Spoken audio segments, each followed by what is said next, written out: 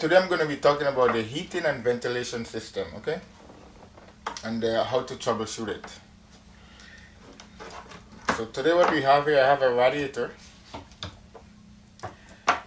I have a thermostat, temperature sending unit, and your gauge to tell you how hot the car is, okay? So most time in a situation that you can have a overheating problem and your car is overheating, your gauge is getting to the red, then there's a lot of stuff that you have to check before you can diagnose the problem, okay? So first thing we're going to be checking in that situation, do we have enough coolant? Do we have a coolant leak? Okay, you verify that you have a coolant leak, but before you start checking this stuff, you have to make sure your car is very cold. You don't want to open your radiator cap with a car at a high temperature. It's no good for you. You're going to change your skin color. It's going to burn you. Very dangerous, okay? So when your car is cool, you're going to open your radiator cap.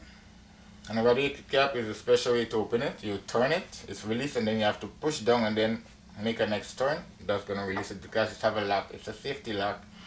So in case you turn it by mistake, it's not just going to pop up one shot. It's going to still hold, okay? So when the car is cool again, you open the radiator cap and you verify there's antifreeze inside or anti-gel. It depends on what term you understand. Or radiator fluid. So if you have radiator fluid, then you move on to the next step. Is your fan working? Because basically there is a fan that connects on the radiator to cool the engine down. So you could have that your fan is not working. So you have to see if your fan coming on or it's not coming on. Okay? So you verify that. Let's say example your fan is not working. So you don't want to just change the fan. What you can do, you can put a 12 volt to your fan and see if your fan is working. If your fan is not working, you replace the fan. That is the problem of your overheating. So now you check it and your fan is working. When you put 12 volts to the fan is working. Okay? So you have to move to the next step. The next step, what you're going to be checking, your thermostat. Okay? Well, there's a possibility you can check, the next step you could check the sending unit. Okay? This sending unit is in your antifreeze. And it's most places you can find this around the thermostat housing. Okay, so what this does depends on the manufacturer of your vehicle. Every car is different. This sends a temperature to your computer. Okay, so your computer knows the temperature of the car, of the antifreeze. Okay, and then when your antifreeze meets at a certain degree, when it gets hot, it meets a certain degree, then the computer will send a signal back to a relay, okay, or to an electronic device to switch your fan on and switch it off. So when the car meets at a certain temperature, the computer will send the signal to turn on the fan, and when the car cools down to a certain temperature, the computer will kill that signal, so your fan is going to come off. Okay, so you have to verify that if the signal is coming out, and you have to check what is controlling your radiator fan. Okay, if it's controlling by a relay, or it's controlling by a computer, or what is controlling your fan on and off. Because your fan is good, but your fan is not turning on and off. So you have to find the source of that problem before you move to the next step. Okay? So that's the next step you find. So if you check everything out, everything is good, then you have to replace this sensor. Okay? Because your sensor is not sending the signal out to the one that's supposed to turn on your fan. Okay, let's you establish everything is good there. Then you move to the next step, which is your thermostat. Well, the thermostat purpose is to release the water from the engine, because the water in the engine is like a boiling, because it's in the engine with all the heat in the engine. So what this does is release the water to the radiator to get cool, and then to bring in cool water to your engine. So when this one is blocked, what happens? Water cannot come out from the engine. So the engine is going to get overheating because it's using the same water in the engine, and it's going to get hotter and hotter, and your temperature gauge in your car is going to go up until it's mid red.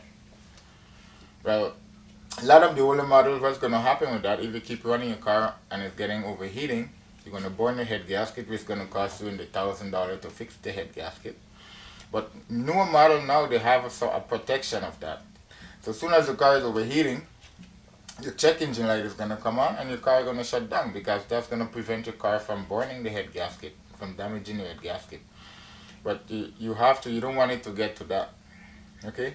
So as soon as the car is overheating, you got to get it checked out. Yeah, so this one is not releasing the water back in the radiator to get cool. So in that sense, you have to change your thermostat. And you're going to know that everything else is working, because when this one is not working, everything else is going to be working. Your fan is going to be running all the time because it's trying to cool down the engine, because the computer senses it that the temperature is high, because this one sends back the signal to the computer that the degree is high. So what the computer do now is keep your fan running constantly, because you see that the temperature is too high. Okay, so when you replace this gonna fix the problem of the overheating problem. And this could give you a next problem too, especially if you live in cold area. When it's very cold, you don't get no heat, right? And what happened now is overheat your car when it's closed, and then you have no heat when it's open. When it stays open, because now it's gonna regulate the water keeps circulating all the time, so there is no temperature, because what this does is keep the car at a temperature, the antifreeze in the engine at a temperature. As soon as it exceeds the temperature, you get the signal, it releases, because it's have a, what you call it, you have a regulating valve here. So as soon as the water meet at the Fahrenheit degree of whatever it's supposed to open, 50, 90 degree Fahrenheit, it's open.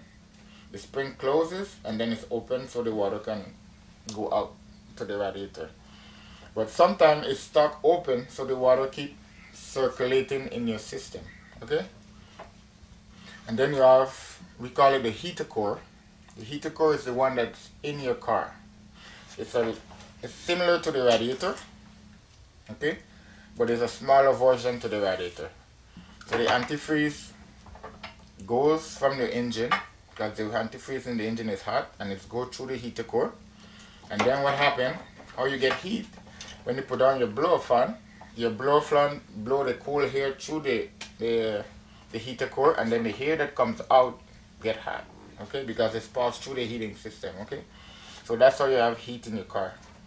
Okay, and sometimes you don't have heat in your car, you need to flush your system. The heater core has been blocked with oil and all kind of grease built up inside, so you don't have enough fluid passing through, and the fluid is not passing through that the way it's supposed to. You have restriction, because when you have restriction in your heater core, there's not enough heated antifreeze is passing through your system, so you have to like disconnect your hose, take water, flush it, or use degreaser, clean it and flush it and get your system clean, and it's gonna be working fine. It's similar as the radiator. If your radiator is blocked, the water is not gonna go through as fast as possible. The radiator is gonna restrict the flow of the antifreeze, so you're gonna have problem with that.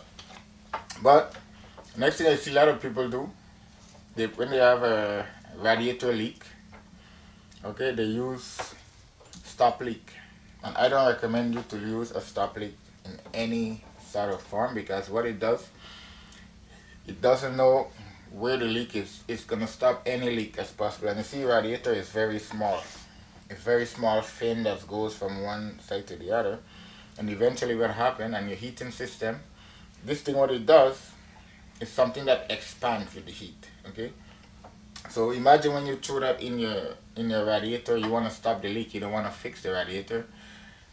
This thing is going to go and it's going to block anywhere that is want to block, because it doesn't know the leak and it doesn't know which is small vein that water passes through, so it block everything. And what you're going to end up in the future having a lot of overheating problem, a lot of problem. I see that already. You have to flush the whole system because they use this stop leak inside to fix the radiator. So I don't recommend you throw stop leak in the radiator. It's like they say cancer, when you do chemo, it doesn't know the bad cell from the good cell. So same as this. The radiator stop leak doesn't know the hole is supposed to stop and the hole is not supposed to stop. So it stop everything in its track, okay? And to get that out, it's a problem. Alright? So that is the way you diagnose your problem of your radiator. It's a simple diagnostic problem you have to follow to find the source of your heating problem or your overheating problem, or if your car is not heating at all. Okay, so subscribe to my channel and look out for more interesting video and like.